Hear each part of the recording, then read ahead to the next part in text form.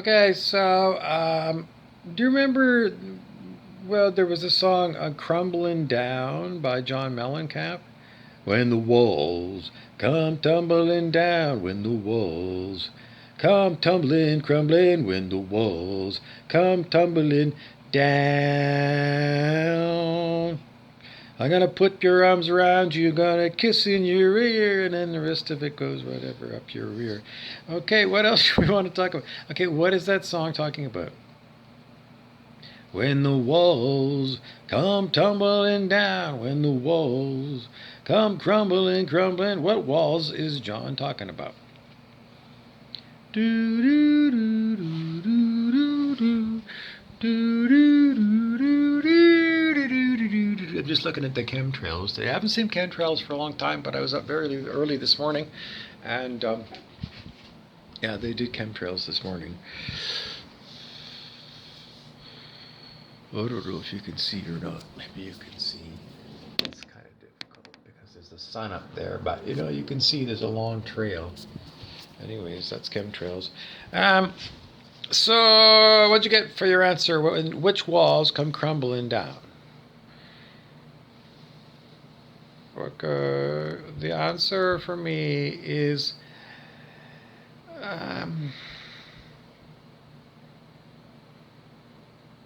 give me a minute because I'm trying to get words.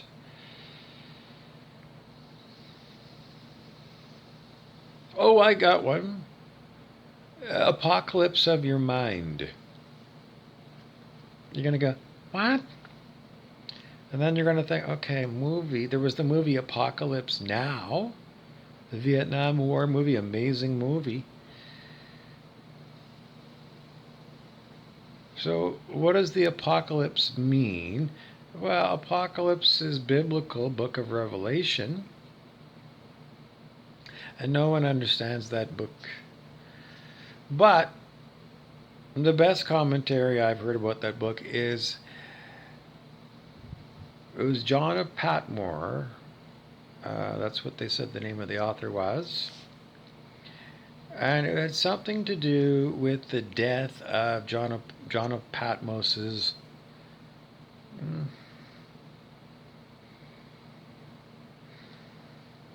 Is it just the collapse of his ego mind, or is it more than that? I think it's more than that. Because it's someone who's ditched their ego. And all the visions that he had and all that, I don't know. It's more than just because people traditionally say that book is about, the end of your ego. Someone who does lots of internal work, meditation primarily, but there's a lot of other stuff that can come up as well. Processing, Stuart Wilde calls it processing the dark traits that people have, you would have yourself. And the walls come crumbling down. Well, it's just that when your ego goes away, well, what walls open up? Well, you get more of your soul. It just doesn't quite fit, though, this idea that I have of it's the noosphere. You have to try and spell that. It's N-O-O sphere, S-P-H-E-R-E, noosphere. Well, you can look that up. Teilhard de Chardin was a French priest who coined that term, and it's more than telepathic contact with other people.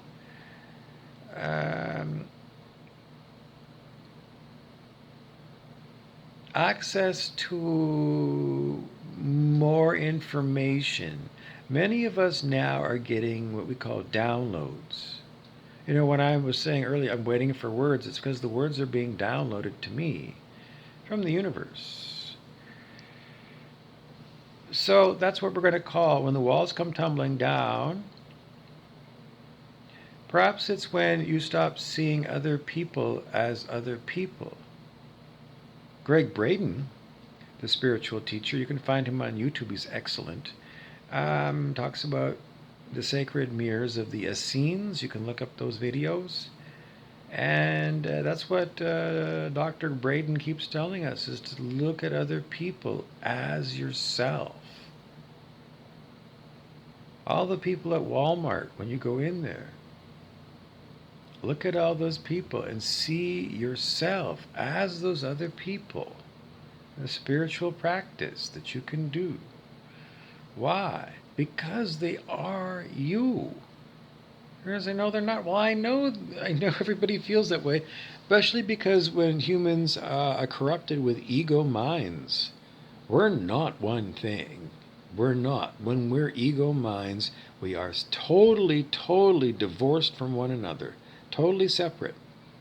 And our job is to get past that belief and start to see the unity of all the people, the oneness. And people with ego minds are going to say, that don't make no sense to me. And it doesn't if you're an egoic, low on the scale of consciousness. That's low on the scale is animal. All kinds of animals can be calibrated on the scale of human consciousness to see where animals would fit on there. And that's what it is. And animals, they look at other animals as food or somebody who's going to predate on them. So yeah, that's where ego comes from, because ego protects that individual animal. That animal knows it's separate from all the other things.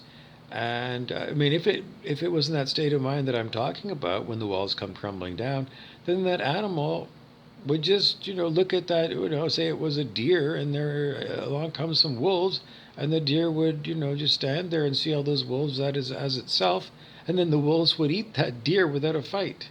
So that doesn't work in the animal world. The animal has to have an ego, so it knows that it's a deer, and those things are coming to eat it, and it better run away fast. It's a protective mechanism. And when we're human, it's a protective mechanism for our human body consciousness, the idea that we are our body. I mean, we're attached to the body. But, that's about as far as it goes. So our job as a spiritual task is to work on seeing other humans as us. And if they're egoic people, it's impossible. So who can you do this with? Well, I did this with Beverly Woodburn many years ago. We were on a spiritual retreat at Bowen Island, which is not too far from Vancouver. And the spiritual practice that we had, I don't know, we had quite a large group. Maybe there was 35 people there. And we paired off. And what we did is we did the gaze into the other person's eyes technique with open eyes and open gaze. So not staring at them, but with an open heart, open eyes, and not staring, but more like gazing into this other person's eyes with an open. It's hard. It is really hard to do, especially with a stranger, because when I did this with Beverly, I just met her. It's easier to do that with someone that you love, someone that you love. You can do that with your dog, but to do that with other humans, to gaze into other humans' eyes, it's very difficult. Because we don't like being that, because that looks right deep into your soul. So for a spiritual practice, it's a good spiritual practice, because you need to be able to peer into. No, you're not peering into their soul. You're just seeing them. You can't put it in words. You have to have it in the experience. Does that make the walls come tumbling down? Yeah. Did I see Beverly as myself? No. Hadn't had that lecture from Greg Braden yet. But it definitely takes some courage to look at some stranger, with an open heart and open, because I was, that was early in my spiritual career. I don't know what you call it. Spiritual experiences. Yeah, that was very early on. So, that was me jumping in. That was the name of the weekend. was called, I think it was called Jumping into Spirit. So here I was, a very egoic person, very right brained, going into something that's very left brained. But, I did it. Yeah. A lot of times it's like, here we go. Here we go. Another time, different experience was the first time I went to a lecture on meditation. It was in Vancouver. It was at the Maritime Museum. It was put on by the folks from Sri Chinmoy. It was from India. And, this young fellow, I don't know, 24, got up there and gave a long talk on meditation. I didn't know what it was. That's why I went to the lecture. Because I kept hearing this word meditation, meditation, meditation for years and years. I didn't know what the fuck it was. I didn't know. So I went and I sat there and then I don't know. Did I meditate? I still wanted to, but I thought this is too flaky for me because my left brainness has a hard time processing right brain stuff, which is meditation. And, my whole reaction is, I don't know. This guy was a flower boy. 24 years old, a good looking fella. Looked like he could have played high school football or whatever. But he was like the meditation teacher, and he explained what his day job was. He worked in a flower shop, and I'm going, okay, he does meditation and he works in a flower shop, and I go, in those days, I could never picture me working in a flower shop. No, I worked computer tech support or telephone tech support in those days. I was very, very left-brained, fixing things, fixing computers over the phone. So this other thing is like, I don't know if I meditate. I don't know. I'm going to go out of all this technical stuff and I'm going to go into selling flowers. At that time, I was going, I don't know if this is really for me. That was sort of, but anyway, at home, and I took home the literature and I read about Sri Chinmoy, and you can look him up. What an amazing fellow he was. And there was some websites on the handout pamphlet, and I looked that stuff up. Did I start meditating? I didn't know how. I don't. We might have. I don't know. It takes quite some time to be able to figure out what exactly that means. Well, it's a learning process. A lot of gaining of facts by reading these things and going to seminars and being introduced to these things. So yeah, whatever I was in the past, I was a very uptight, right-brained closet case. Because that was another problem I had, I did. Well, I didn't come out till I was 42 because just bottled up inside.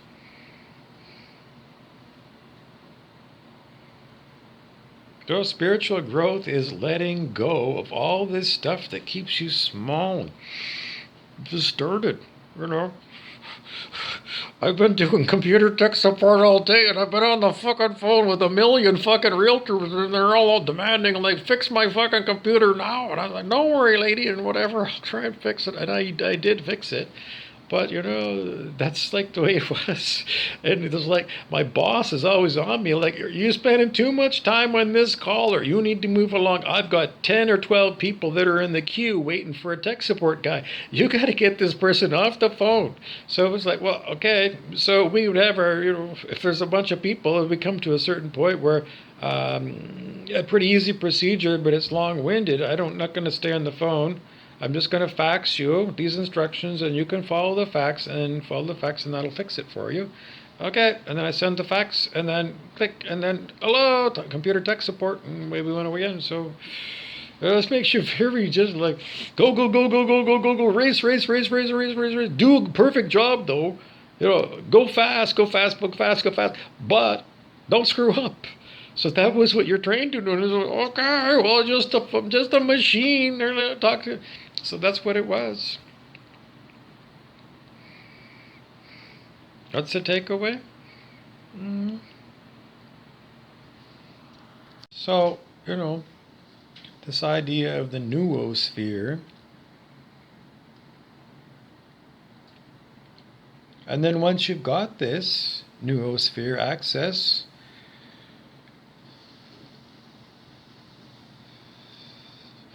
the walls came crumbling down. And I think that's where we're going to be going, where there's. I haven't been there, but it just seems to be these walls that separate us from other human beings. The veils are thinning. The veils are thinning. So where that goes, that's where we're going, and it's just more and more.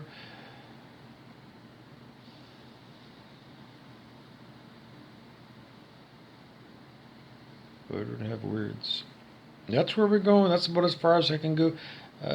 Teilhard de Chardin and the noosphere.